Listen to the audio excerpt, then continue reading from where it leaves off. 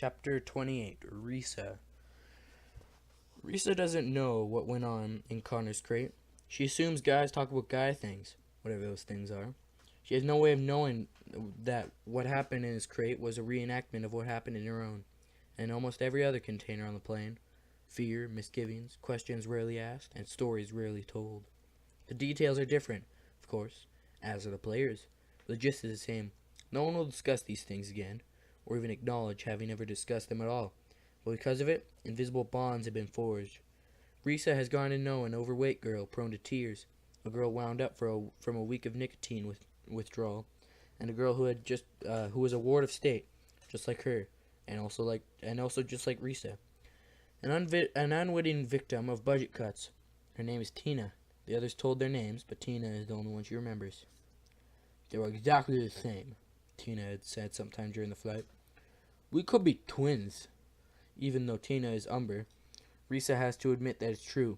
It's comforting to know there are others in the same situation, but troubling to think her own life is just one of 1,000 pirate copies. Sure, the unwinds from state homes all have different faces, but otherwise the stories are all the same. They even have all the same last name, and she silently curses whoever it was who determined that they should all be named Ward, as if being one wasn't enough of a stigma. The plane touches down and they wait. What's taking so long? No. What's taking so long? Asks the nicotine girl impatiently. I can't stand this. Maybe they're moving us to a truck or another plane, suggests the pudgy girl. They'd better not be, says Risa. There's not enough air in here for another trip. There's noise. Someone's outside the crate. Shh, says Risa. Listen. Footsteps. Banging. She hears voices, although she can't make out what the voices say. Then someone unlatches the side of the crate and pulls it open a crack. Hot, dry air spills in. The sliver of light from the plane's hold seems bright as sunlight as the hours of darkness. Is everyone alright in there? It's not a fatigue. Risa can't tell right away. The voice is younger. We're okay, says Risa. Can we get out of here? Not yet. We're gonna open up all the other crates first and get everyone some fresh air. From what Risa can see, this is a kid her age, maybe even younger. He wears a beige tank top and khaki pants. He's sweaty, and his cheeks are tan. No, not just tan. Sunburn. Where are we? Tina asks. The graveyard, says the kid, and moves on to the next crate. In a few minutes, the crate is opened all the way, and they're free. Risa takes a moment to look at her travel companions. The three girls look remarkably different from her memory when they first got on. Getting to know someone in blind darkness changes your impression of them. The large girl isn't as overweight as Risa had thought. Tina isn't as tall. The nicotine girl isn't nearly as ugly. A ramp leads down from the hold, and Risa must wait her turn in a long line of kids leaving their crates. Rumors are already buzzing. Risa tries to listen and sort fact from fiction. A bunch of kids died. No way! I heard half the kids died. No way! Look around you moron. Does it look like half of us died? Well, I just heard. Yeah, it was one crateful that died. Yeah. Someone says they freaked out and ate each other. You know, like the Donner Party. No, they just suffocated. How do you know? Because I saw them, man. Right in the crate next to mine. There were 5 guys in there instead of 4, and they all suffocated. Risa turns to the kid who said that. Is it really true, or are you just making it all up? Risa can tell by the unsettled look on his face that he's sincere. I wouldn't joke about something like that. Risa looks for Connor, but her view is limited to the few kids around her in line. She quickly does the math. There were about 60 kids. 5 kids suffocated. 1 in 12 chance it was Connor. No, because the boy who saw it in the dead crate said there were guys in there, and only 30 guys in there. 1 in 6 chance it was Connor. He had been one of the last ones in. Had he moved to an overpacked crate? She didn't know. She had been so flustered when they were rousted that morning, it was hard enough to keep track of herself, much less anyone else. Please, God, let it not be Connor. Let it not be Connor. Her last words to him had been angry ones. Even though he had saved her from Roland, she was furious at him. "Get out of here!" she had screamed. She couldn't bear the thought of him dying with those being her last words. She couldn't bear the thought of his dying, period. She bangs her head on the low opening of the cargo hold on her way out. "Watch your head," says one of the kids in charge. "Yeah, thanks," says Risa. He smirks at her. This kid is also dressed in army clothes, but he's too scrawny to be a military buff. What's with the clothes?" "Army surplus," he says. "Stolen clothes for stolen souls. Outside the hold is the light of day is blinding, and the heat hits Risa like a furnace. The ramp beneath her slopes to the ground, and she has to stare at her feet, squinting to keep from the stumbling. By the time she reaches the ground, her eyes have adjusted enough to take in the surroundings. All around them, everywhere, are airplanes. There's no sign of an airport, just the planes, row after row, for as far as the eye can see. Many are from airlines that no longer exist. She turns to look at the one that they just arrived on. It carries the logo of FedEx. This craft is a sorry specimen. It seems about ready for the junkyard. Or thinks Risa, the graveyard. "This is nuts," the one kid beside Risa grumbles. "It's not like the plane is invisible. They're going to know exactly where the plane has gone. We're going to be tracked down here." "Don't you get it?" says Risa. "The jet was decommissioned. That's how they do it. They wait for a decommissioned plane, then load us in the cargo. The plane was coming here anyway, so no one's going to miss it." The jets rest on a barren, hard pan of maroon earth. Distant red mountains poke up from the ground. They're somewhere in the southwest. There are a row of porta potties that already have anxious lines. The kids shepherding them count heads to try and maintain order in the disoriented group.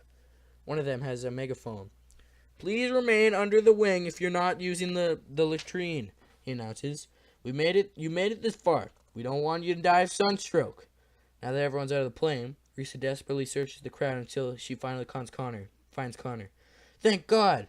She wants to go to him, but remembers that they officially ended their fake romance. With 24 kids between them, they briefly make eye contact and exchange a secret nod. That nod says everything. It says that what happened between them yesterday is history. Today, everything starts fresh. Then she sees Roland there as well. He meets her eye contact and gives her a grin. The grin says things too. She looks away, wishing he had been in the suffocation crate. She considers feeling guilty for such a nasty wish, then realizes she shouldn't feel guilty for wishing it at all. A golf cart comes rolling down the rows of the airlines, kicking up a plume of red dust in its wake. The driver is a kid. The passenger is clearly military. Not military surplus either. He's the real thing. Instead of green or khaki, he's in navy blue. He seems accustomed to the heat, even in his hot uniform. He doesn't appear to sweat. The cart stops before the gathered horde of juvenile refugees. The driver steps out first and joins the 4 kids who have been leading them. The loud kid raises his megaphone. "May I have your attention? The Admiral is about to address you. If you know what's good for you, you'll listen."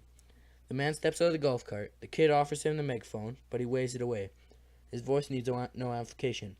"I'd be the first to welcome you to the graveyard." The Admiral is well into his 60s, and his face is full of scars. Only now does Risa realize that his uniform is one from the war. He can't recall whether these were the colors of the pro-life or the pro-choice forces. But then, it doesn't really matter. Both sides lost. "This will be your home until you turn 80. Or until you turn 18. or we procure a permanent sponsor willing to falsify your identification. Make no mistake about it. What we are doing here is highly illegal. That does not mean we don't follow the rule of law. My law." He pauses, making eye contact with as many kids as he can. Perhaps it's his goal to memorize each and every face before his speech is done. His eyes are sharp, his focus intense. Risa believes he can know each of them just by a single sustained glance. It's intimidating and reassuring at the same time. No one will fall between the cracks of the Admiral's world. In the Admiral's world.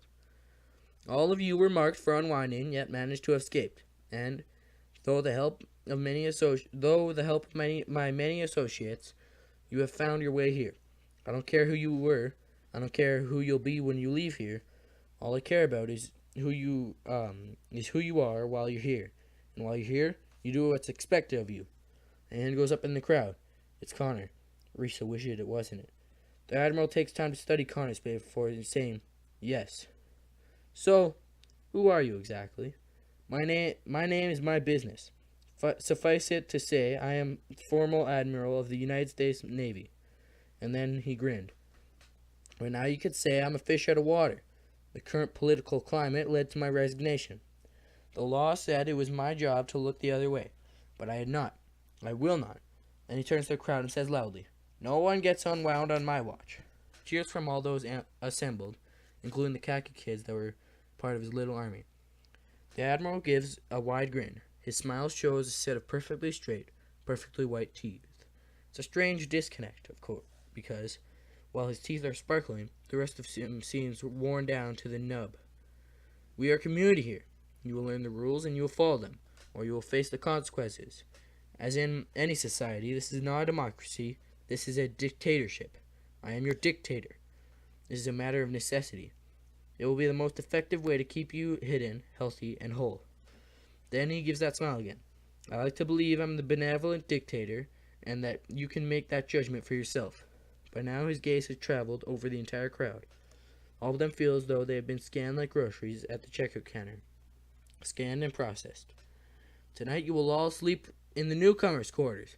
Tomorrow your skills will be assessed, and you'll be assigned to your permanent squads. Congratulations. You've arrived. He takes a moment to let that thought sink in. Then he returns to his golf cart as is spirited off, with the same cloud of red dust billowing behind him. Is there still time to get back into the crate? Some wise guy says. A bunch of kids laugh. Ha ha ha ha ha! That's what their laugh sounds like. Alright, listen up, yells the megaphone kid. We're going to walk you to the supply jet, where you get clothes, rations, and everything else you'll need. They are quick to find out that the megaphone kids has learned the new nickname Amp. For the Admiral's driver, he's been stuck with Jeeves. It's a long walk, Amp says. If anyone can't make it, let us know. Anyone who needs water now, raise your hand. Nearly every hand goes up. Alright, line up here. Risa lines up along with the rest of them. There's buzzing and whispering from the line of kids, but it's nowhere near as desperate as it had been weeks in the past. Now it's more like the buzz of kids in the school lunch line. As they're let off to be clothed and fed, the jet that brought them there is towed to its final resting place in the massive junkyard. Only now does Risa take a deep breath and release it, along with a month's worth of tension. Now only does she allow herself to be the wonderful luxury of hope. That was chapter 28. Looks like they're in some kind of graveyard for planes now. Guess like they're just there. Yeah. Pretty cool.